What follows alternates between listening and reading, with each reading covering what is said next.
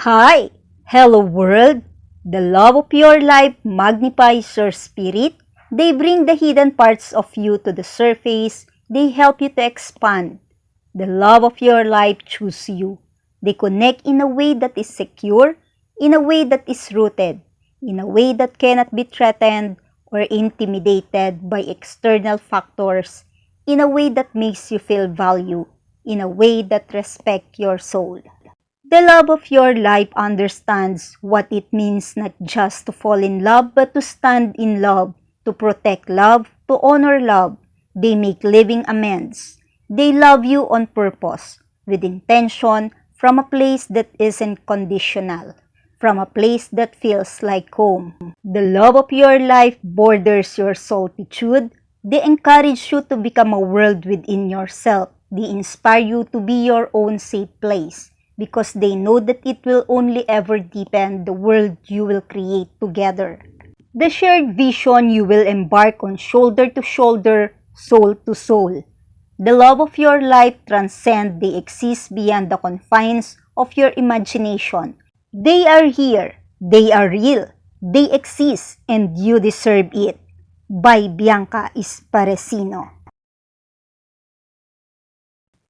On this post of Anna, it captions saying, "Each day is a collection of moments. We decide how we will remember them. Sometimes ago, I decide that since it's always me who decides, I direct my attention where I feel and need to be. I will focus on what strengthens me, from thoughts to things, situations and people who are around me. And you know what? My reality and environment have changed diametrically. I am attracting what is valuable, beautiful, honest, and real. Even conversations with people today has completely different meaning. Lately, I have been writing to you about colors. There are also more of them in my life, and it just happened naturally. I'm just asking for anything. I'm rushing anything. I don't worry. I'm no nervous. I just am. I give hugs. Ama. Ja, wiem, i wie co, ja mam naturalne spędzone.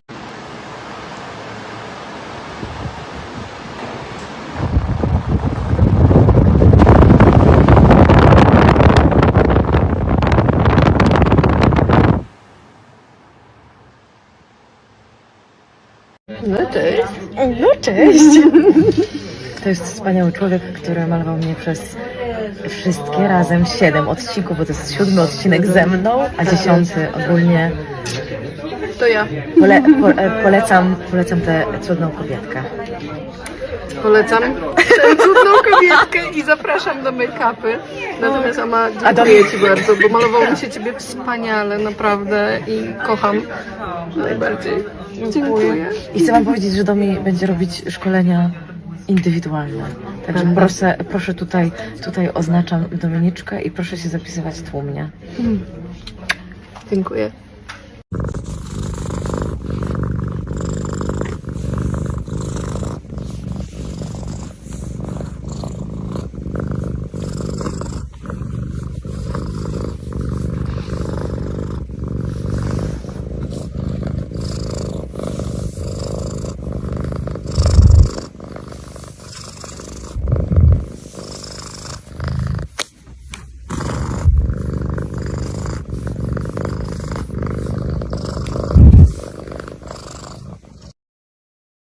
Answer the question from Morning with Ama. What is your relationship with yourself?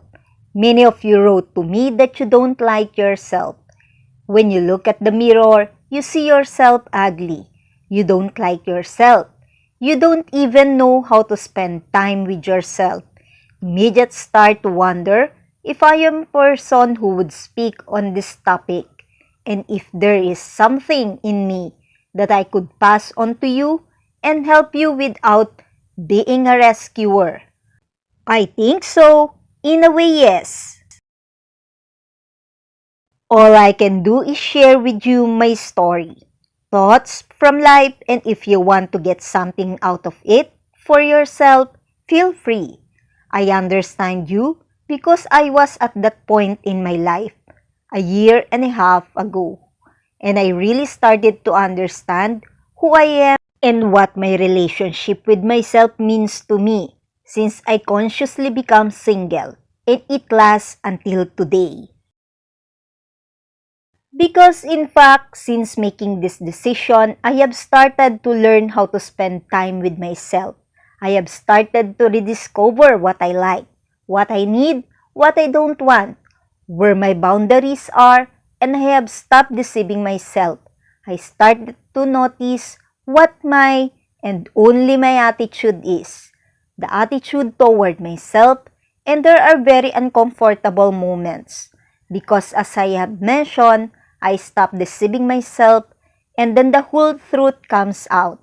And if I want to look in the mirror and see only your flaws and see yourself in negative ways, then maybe it's worth answering the question, okay, so what really makes me think that way? It's worth daring to see and get out of the pattern that I have probably been stuck in for many years. Start to notice things that serve you, what kind of people surround you, what kind of thoughts you have, what your diet is. It's a huge impact in everything in us. For me, the relationship with myself is a journey that shows me myself in a new, multidimensional version every day. However, glitch, it sounds like some kind of slogan. Remember that you are the only person in your life with whom you will be until the end. I once mentioned to you about the house, and in reality, only you are responsible for building this house inside of you. Because not your partner or your children or your family will not completely fill the void that you need so much. Only you, by yourself, are able to ensure your safety. Only when you build your wholeness within yourself and you fill the void with yourselves, you will start to see life completely, differently. Even its colors will start to change.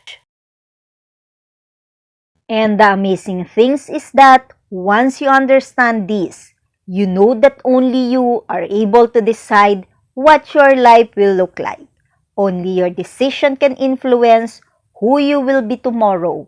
It is important to understand what you allow. Maybe you allow to be surrounded by people who complain, who have only problems, energy vampires. It doesn't always mean that there is only something wrong with them. But if such situations repeat in your life cyclically, then for you it is a red flag, a clear sign that it is about you. It's your lesson you need to learn about. For me, the relationship with myself is a never-ending journey or realizing who I really am every single day. I know that it is very difficult and kind of bumpy journey. Just remember that once you decide to trust yourself, you don't have to turn over.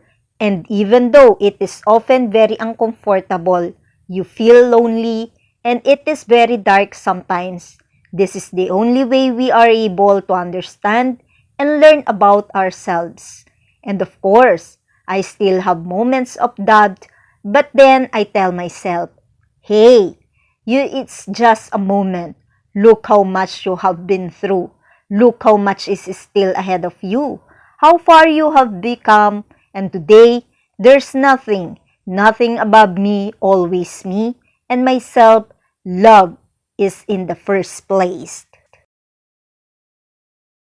I have talked too much. I hope that some of you will stay with this for at least a microsecond, and it will help you look at yourself differently. Remember that each of you is unique in your own. It's just your lesson to see it. Your work to do, no one else will do it for you. It's worth it. Trust me. Stay well, Ama.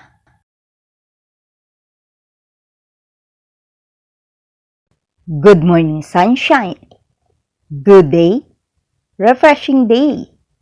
As Simone wake up at Atlantis the Royal in Dubai, a popular destination for several reasons.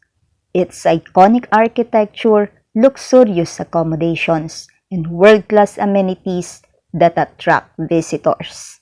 According to Plato, Atlantis was highly advanced civilization that existed many thousands of years before Plato time. The island was said located in the Atlantic Ocean, and it was known for its impressive architecture and advanced technology. That is how special Atlantis the Royal. Good vibes, sunshine. What a collection of yours, Simone, of Cador London jewelry. As you said, it's protection. Is it about the design or the gem that's been used? But it's unique and cute. It's nice, Simone. For relaxation view, as the mere sight of the architectural design, you will be amazed. What can you say now, guys? Does Michele look alike of Maserati? For me, it's a yes. How about now, guys? Can you guess now who is this one? But before that, is he look alike of Neo at The Matrix, wherein Keanu Reeves played the role of it? If you can't guess it anymore, watch this. Hello? Yeah, I'll look weird without beard. You guys are used to. Yep. But, making a fitting of my new film. But this is not the main point. I just wanted to let you know, guys, that, really soon my new single is gonna come out. And the song is called In My Head. And, you can pre-save the song here on this link. And yeah, I'm really excited because this is gonna be one of my favorite songs of the album, and I really like the song because it's super nice and super sexy. And yeah, I love you. Mwah. As to what Michele said, that this song of him is a fire. Let's just trust him. So what are you all waiting for, guys? Let's all save it then. Thank you for watching my video today. Comment your reaction below. Don't forget to click the like button. Share this video to others and please subscribe on my channel. Day 326 of the 366 days of 2024. A message to all. There is growth to be found in understanding what feeds and depletes our soul. There is strength to be found in going in the direction of those things and in letting go of what only asks for us, to settle or silence the part of ourselves that know we are worthy of more. There is love to be found in sitting with ourselves, being vulnerable with ourselves, and finding acceptance not only in who we have been and the experiences that have shaped us, and also in who we are growing into. I hope these rituals become a part of your daily life. I hope they help you more present with yourself and how you deeply feel. I hope they help you see yourself in a different light and to rewrite your stories. I hope these daily moments crack your heart open. I hope to find presence in even the smallest things, to wake up each morning and think about the magic that exists in being alive, in having another day to crush your heart into this world. I hope it helped in a way that is sustainable and encouraging. By Bianca Speracino.